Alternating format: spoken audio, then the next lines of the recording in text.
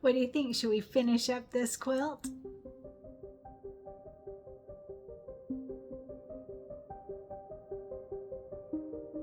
Quick break to talk about the ending. So after you do the backing, binding, embellishments, the last thing is a quilt label. So I made a quilt label. I am pretty happy with it. I worked on this for a couple of days straight, like constant. But it came out great. I love it. For everyone that made a donation during the time of this project, I will send you this quilt label personalized with your name on it. All right. So check your email. If you don't see it, check your spam folder. Okay. So everyone that made a donation, if you haven't done that yet, I'll add a link to PayPal here. There's also a link under this video in the video notes for PayPal and Venmo so that you can do a donation if you'd like. Totally optional, but it helps with obviously all the supplies and all of the equipment needed to do all these tutorials. So I appreciate all of you that did that. And this is my little thank you. So we did 3 other freebies, and this one is the last one, the quilt label. And I think it came out pretty great. I'm pretty happy with it. Pretty fun. I will add full details on how I made it, all the information at the end of this video. I just wanted to get this in real quick here. Hey everyone, Cristin here, and it is time to finish up our Enchanted Winter quilt. I don't know if there will be one last tutorial or 2. I'm going to try and put it all in one, but we'll see. So our sponsor, Daylily Fabric Shop, has been amazing at helping us with this project. And now it's time to finish it up. So I'm standing up so that I can show you our quilt, but I still don't think I can because it's quite large. It doesn't really work. Let's see. All right, so it's beautiful. So we did our inner borders and our outer borders, and everything came out so beautiful. I have absolutely thoroughly enjoyed seeing everybody's project. You guys have done absolutely amazing. So now we're going to work on finishing it up. So that means that we want to add our backing. So there's quite a few people that are newbies that are doing this as their very first quilt. So I'm just going to tell you what works for me, what I have done. I'm going to show you the full process step by step like I have on every tutorial, so don't worry about it, okay? So I'm going to give you lots of tips. So the first thing is, let's talk about the backing. So our backing is this plaid fabric. All right, you need 1.5 yards. It did come in our I believe it came in our fabric kit, so you shouldn't have to worry about it, but either way you need 1.5 yards. All right, now I'm going to iron out the creases, but that's it. That's all I'm going to do to this. I'm not going to do any cutting. So what I do is, and I'll show you this in photos, but what I do is I lay out this fabric right side down, and I put my quilt on top of that, and then I just start pinning it. All right, don't cut it, leave it until everything is all pinned, and I'll show you. I cut like 1.5 inches, 2 inches from the top and the sides all the way around, but I have it all pinned first. All right, so that's key. 1.5 yards of your back fabric. Now this is what I get asked a lot: do I add another layer of the batting, project batting? So totally up to you. And the people that do add a layer of project batting, they say that it hangs better on their quilt when they do that extra weight of it. And absolutely do what works for you. I don't. I do not add an extra layer. I think it is enough work to stitch in the ditch and finagle our big quilt through our machine. I don't add an extra layer, and it hangs great on my wall as is. But like I said, the people that do add an extra layer, they swear by it, and so more power to you. Whatever works for you. You can absolutely add a layer of batting to your back fabric, or you can choose not to. Whatever works for you. All right, that's the first thing. The next thing is we are going to stitch in the ditch. If you haven't done it before, it's not hard. It takes a little bit of time and a little bit of finagling, depending on the throat of your machine, how big it is. Mine's pretty big. The key, and I've got my machine on a corner desk, and so I should show you a picture, but can't really turn it around at this point, so I'll add a photo. But mine's on a corner desk, and so that means that I've got a little bit of room past my machine. If yours is not like right up against a wall, pull your desk out, your table out, whatever, for a little bit of room just for this process, and then you can move it back. I'm telling you, it will save the day. If you have room on your left side where the quilt is going to be, where the excess quilt will be, and room for it to in the back, then you want to be able to have that room. It makes it a lot easier. So that's my suggestion. Pull your table out or move your machine to a different table for a little bit. Your dining room would work well. I might even do that actually, because I've got stuff on the left. I can probably move some things around. But anyway, that makes the process a lot easier. You just don't want anything to get caught in the way. You want like it flowy. You want it to be able to move around pretty easily. All right, so that's another tip for you. Another thing is invest in good pins. I say this on every one of my videos of the adding the backing. Good pins makes it really a different process. So I was silly, and my first quilt, I bought these pretty pins. There were even pink ones, and they went right in the trash. Like, they were useless. They were not sharp, and you need a sharp pin that's going to get through all those layers. All right, so I will add a link to my Amazon storefront here. I have my pins in there. They are Dritz, I think is the name. I don't remember off the top of my head now. I bought these a few years ago, and it's an investment. They're not the super cheapy ones, but they're good. They're really sharp, and they're angled, so it makes it easier to use them. All right, so it's easier to open and close them. It's easier to pin. And the other thing is, so what I like to do is I pin pretty much every block, really every block. And what I do is, as I'm stitching in the ditch, when I get all the corners, all the sides around each block sewn, then I take the pin out, so that I'm not constantly flipping my quilt to try and see from the back which ones are done, which blocks are done. So I just leave the pin in until all four sides are sewn, and then I take the pin out, so I know that that one's already done. So I have this larger size, a bunch of them. I have a bunch of them. And then I also have the smaller side, and these are good for the small blocks and also for the inner borders. I like to use these on that. So one other key thing is, when you're pinning, I don't pin through appliques. All right, so like say on this skating block, the ice skates block, I would pin here, like somewhere in the middle.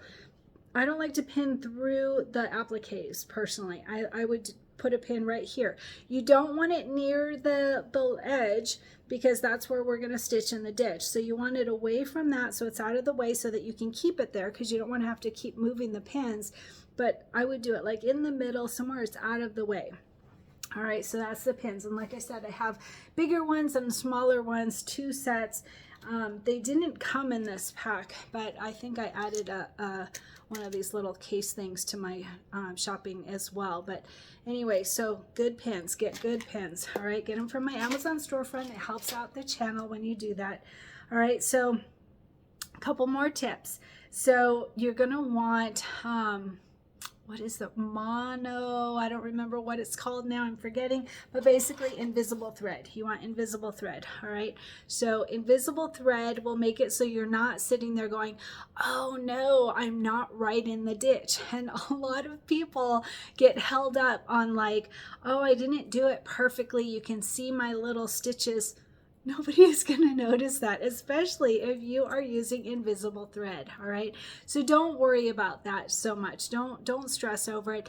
And I'll show you a tip on how to get it in the ditch, but use your invisible thread. That really helps out. So invisible thread, there's a bunch of different kinds, and I bought one that I really didn't like. It felt like fishing wire. And so these are the ones that I use. The one is Gutermann and one is Sulky, and both of those work really great for me. I recommend these. They're in my Amazon shopping cart. So grab that. You'll want that to be able to do your stitch in the ditch. All right, that's one other thing. So that's the thread that you would use. On the bottom thread, you want something that will match the fabric. Our fabric is white and blue with plaid, so I'm just going to use a regular old white bobbin. So that will be perfectly fine, or you can use a colored bobbin if you prefer, but I'm not going to. I'm just going to use my white, and that will work perfectly fine. All right, so one other, I think it's the last tip that I have for stitching in the ditch until I get to the photos, and I will show you that whole process. Don't worry at all. But the other thing that you want is a stitch in the ditch foot. Have you seen those? They make a huge difference. So the first one that I bought was this. All right, so you can see this little part here. This part makes it so that it's kind of moves the fabric out of the way, like Moses of the Red Sea. Is it the Red Sea? But it will make it so that it parts a little bit, and you're going to stitch right down that middle of the two blocks that are together. All right, so this really helps with that. I bought this and I used it on my first couple, and I was like, yeah, this is great. It's definitely an improvement. It helps a lot. But then I realized, if you have a Brother Luminaire or a Babylock Solaris or one of the machines that are in that line, with Brother, you get this Move It foot. It's this really big, bulky thing. It's like a dual feed presser foot. I don't remember all the things. I just know that it works. So if you have one of these, or if you have a different machine like a Bernina or some other machine, they probably have something similar. I don't know all the machines. I just know mine and what works. So I'm just giving a suggestion. You can see it's a big thing, and it has a foot that you can purchase. And the foot, it's funny because I didn't buy the foot for a long time, like years. I was like, no, I'm not going to invest in the foot. And somebody recommended it in one of the comments and said, you know, for that Move It foot, they have the Stitch in the Ditch foot. I really, really recommend it. I think they even sent a little money to help out. And I think it was like $60 just for this foot. I don't remember. I remember it was a lot. And that's why I was like, no, I'm not going to do that. And then I did. And I'm like, oh my gosh, it's heaven. So it's just like that other one, but it's just more powerful on that Move It foot. So you can see it's got that middle little area where it pulls it apart, moves the fabric apart, and so that you can stitch in the ditch. So I highly recommend that. I got it at my machine shop. You can probably find them on Amazon as well. Make sure it works for your machine specifically. But this Move It foot and the Stitch in the Ditch foot, this might be called an ankle. I don't know. All right, this thing is great. You can see it's a Brother, and then the foot part. All right, so I highly recommend that. That makes it really easy. And for the rest of the part, I'm going to show you in photos. Like I said, I'm going to lay down my my backing fabric, and after I iron out the creases, and then I'm going to lay my quilt on top of it, and I'm going to pin it all. And then once I pin it, I'll cut like 1.5 inches, 2 inches, something like that.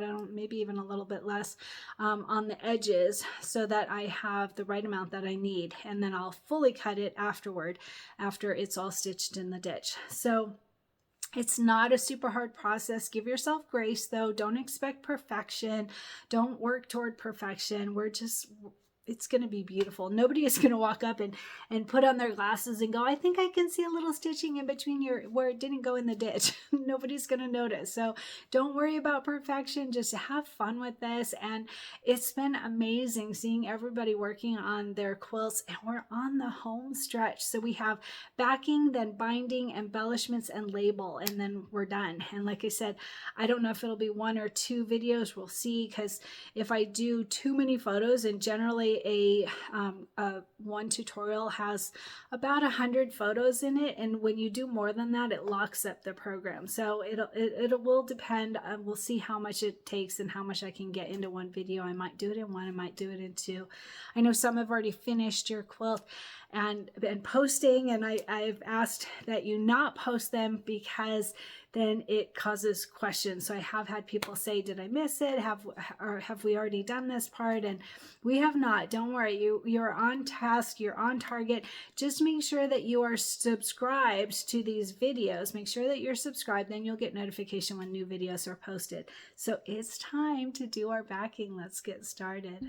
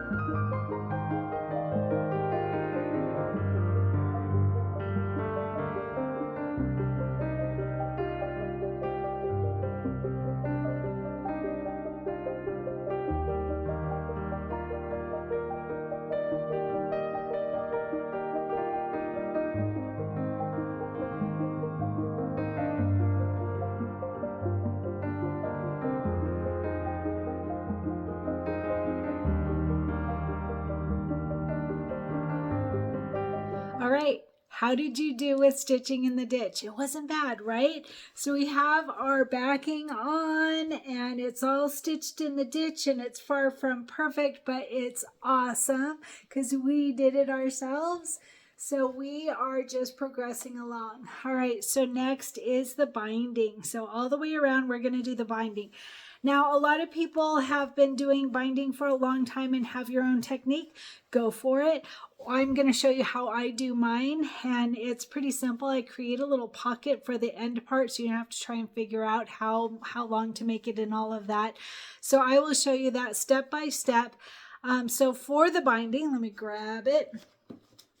So I'm seeing a big string on my quilt. Oh, good. It's not attached. All right. So for our binding, I believe it's the snowflake. Yep. It's the snowflake fabric. Probably can't see that, but it is the snowflake fabric. And we want 5 strips. All right. 5 of with the fabric. And the biggest tip I'll give you, do not stabilize your binding. I did it one time, even after telling all of you, don't stabilize your binding strips. And then I went and I did it. I don't remember what quilt it was on, but I'll tell you, trying to pull that over on the other side and make those mitered corners, it's difficult. So don't stabilize your fabric for your binding. All right, 5 strips, 2.5 inches wide times width of fabric. So big long strips. All right, 5 of them, not stabilized. And I'm going to iron out my creases, and then I'm going to show you step by step the technique that I do for the binding. It's pretty simple. Takes a little bit of time. So I moved my machine over to an open table, and I'm going to keep it that way for the binding process as well. Stitch in the ditch and binding, it just takes a lot of throat space and a lot of space on the left hand side. So I moved my machine to a table that has more room. So if you did that also, like if you're using your dining room table, to tell your husband to hold off just a little bit longer. We're almost there. So we're going to just finish up our binding, and then we're going to move on to embellishments and label, which I haven't started yet, but that's the plan. So it's coming along great. I want to hear how you did with your stitch in the ditch, if it was your first time or if you have now mastered it. I want to hear all about it. So let's move on to our binding.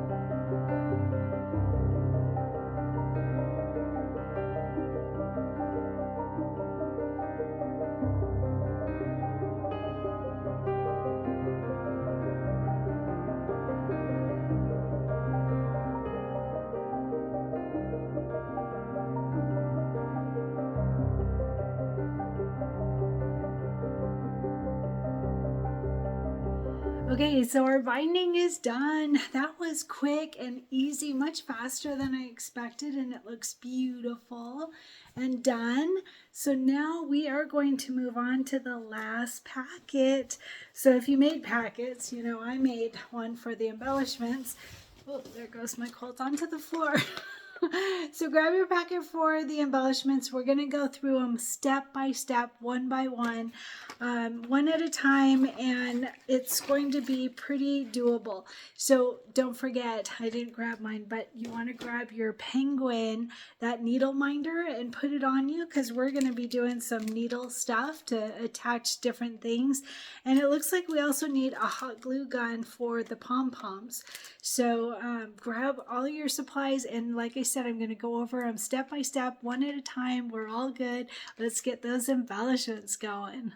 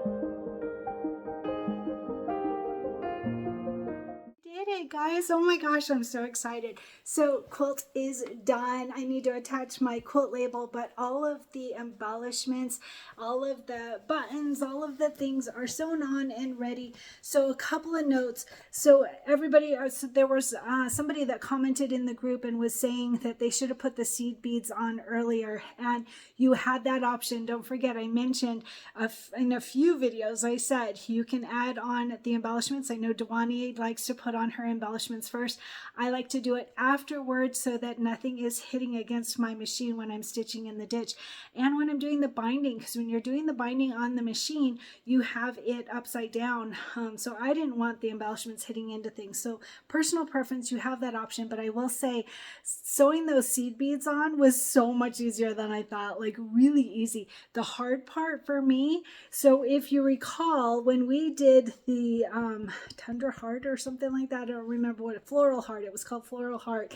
So I mentioned on the video that I missed the part of the flowers, the embroidered flowers being optional if you were not adding on the buttons. And so I sewed on the flowers, I stitched on the flowers, and then I put the buttons on the top because I made that mistake, and I pointed it out in the video so that you all wouldn't follow along.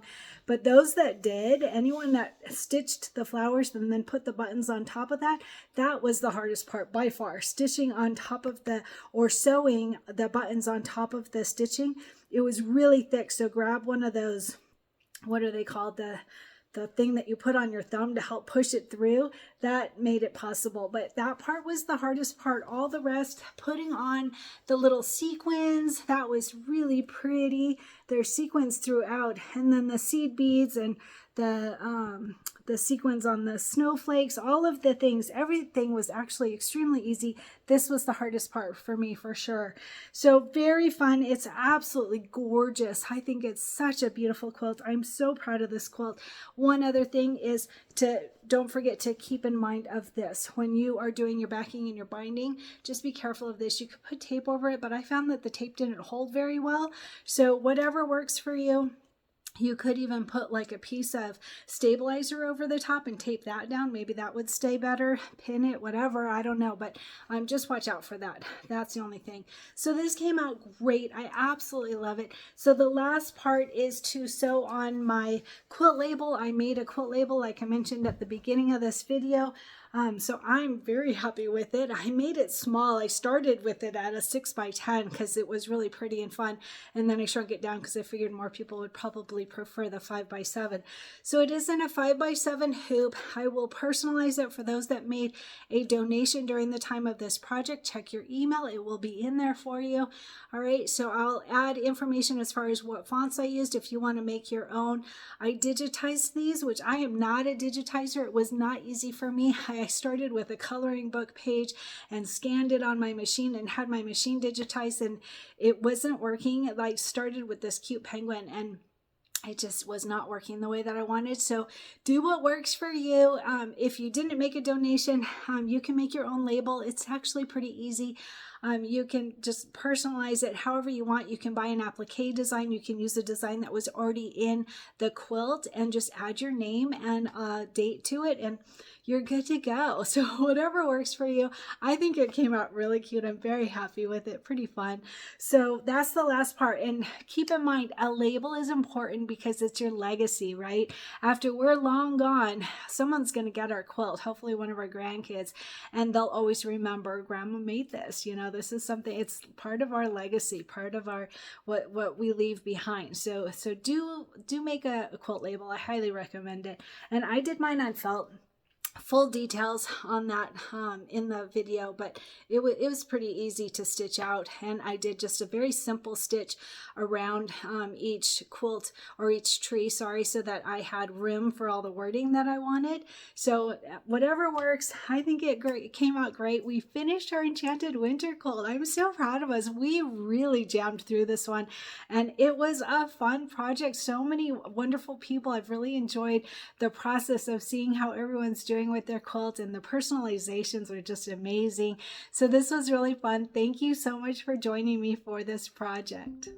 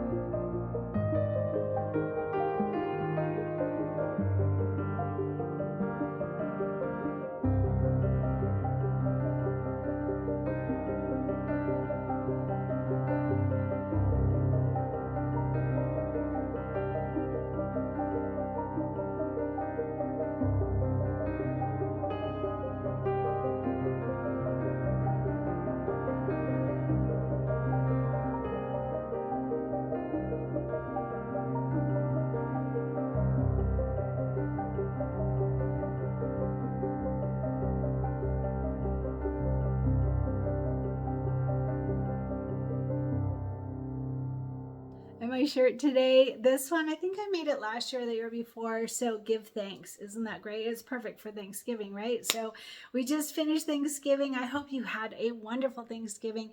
I hosted 16 people. It was supposed to be 18. So it worked out to be 16 people. And it was a lot. I'll tell you, it was a lot. So it was a lot of work. But just such a blessing. So my kids and my grandkids left yesterday morning, and I've gotten my house all back together and done all the laundry from all of the bedding for the different beds with everybody here, and all the towels, and finding all of my stuff. It's so funny. I've got little grandkids, like they're ages between 4 and 13, and all the things, like all the little cubbies in the playroom had different things that didn't belong there, so I've had to rearrange everything. I got everything back together, and we're back on schedule basically of getting back to work. So it was a blessing. I was pretty sad yesterday that everybody left, but they've got to get back to their own homes and their own schedules, so I totally get it. But it was such an amazing blessing to have them here. It was way too short.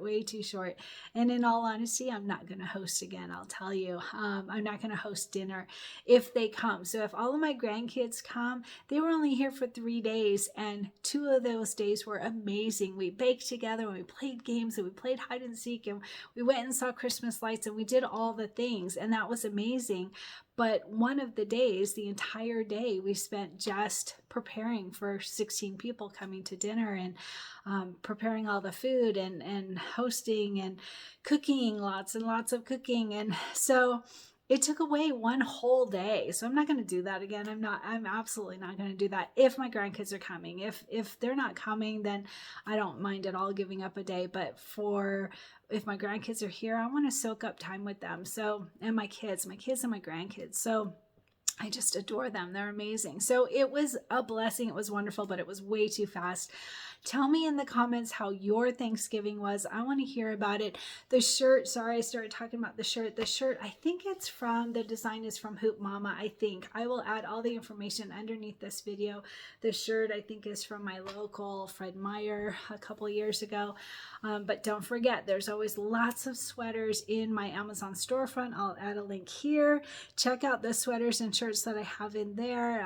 Find a good one for your use. I can't wait to see what you make.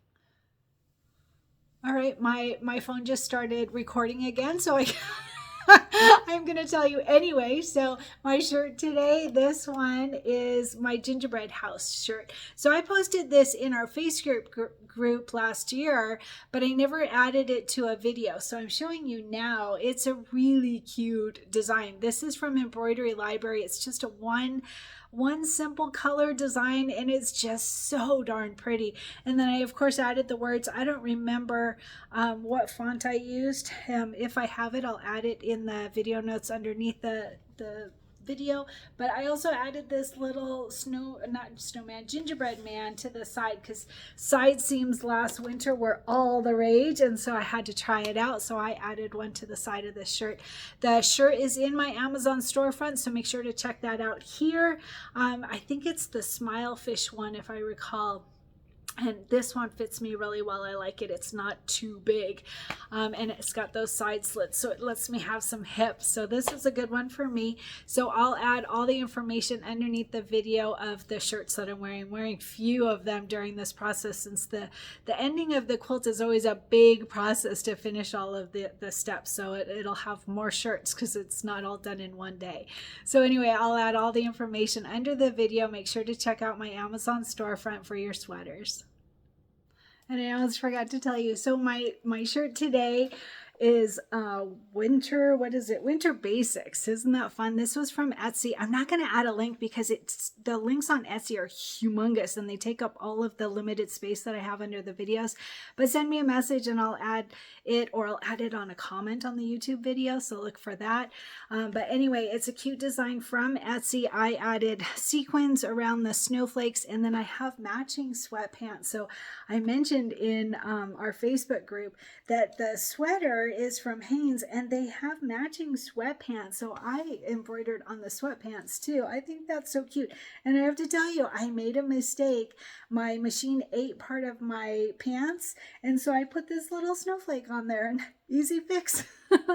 So that was pretty easy. I'm pretty happy about it. I've got several new outfits, and you guys have liked these so much that they're actually sold out. So check your size, check your color. Maybe there's something for you, but I went back to order more and they're gone in my size. So hopefully you find one.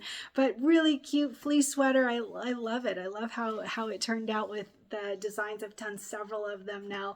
Pretty fun. And how are you doing with your goals? We're almost at the very end of November, so hopefully you've completed your goals for the month. The project is actually, the goal is for the entire length of the project, but I had an October goal. I completed that. Now I did my November goal. It was 75 miles for the month of November, and I think I'm at like 83. So goal complete. I'm happy about that. And the goal of no hand holding or less hand holding, I kind of mastered it while my grandkids were here. It was pretty good. I had a lot of messages and a lot of people asking things that were already in the video and a lot of things, and I ignored all of it. Aren't you so proud? I'm really proud of myself for that. I literally did not stop playing with my grandkids to answer messages. I didn't do it, not once. And that's pretty big for me. So I'm pretty proud of it. I think I learned a lot with this goal. Thanks to you guys that have been helping. I haven't been in the group to see what's been posted and what questions are posted. And I'm just trusting that you guys have taken care of each other. So I did really good with my goal. I saw that you guys have been doing really good with your goal. A lot of people had exercise as a goal, and another one was keeping up with the project or working on other projects in between while working on our project, and everybody's been sharing their progress in their goal. It's been amazing. I'm so proud of each of you. And by the way, so my new goal for the remainder of this project is to eat gingerbread cookies. That's my goal. Eat gingerbread cookies. Gingerbread cookies are literally like my most favorite food ever. And my grandkids came over and we baked gingerbread cookies and decorated them. So my goal is to eat gingerbread cookies.